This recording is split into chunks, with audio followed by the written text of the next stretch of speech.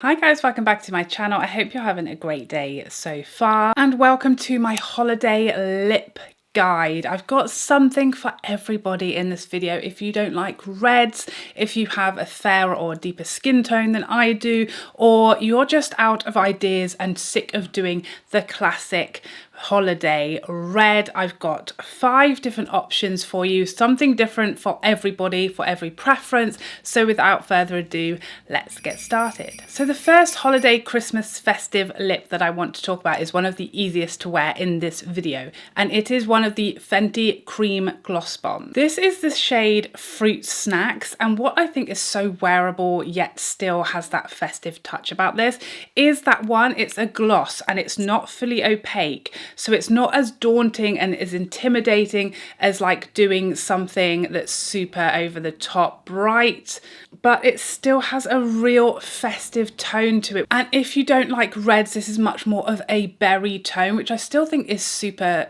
Christmassy, just because it kind of reminds me of like mulled wine and other type of festive things, cranberry sauce. It's like those sort of colours, those real berry tones that are still very festive for me. But if you don't like wet reds, or they just don't suit you for whatever reason, it's not your preference, this is just a more wearable, easier going shade that still feels like you're getting in the Christmas spirit, and that still feels like it's something that makes sense for Christmas parties, Christmas Day, and it's just fun and easier going and easier to wear for lots of people. Next up, if you want to be festive, if you want to be Christmassy, but you want to be super fun as well, or you're going on a Christmas party, a Christmas works night out, and you want something that's just playful and fun and something a bit different, my next option is for you, and it's Pat McGrath's Bloodlust. So this is one of her Blitztrance lipsticks, and so it has that metallic finish to it, so high shine,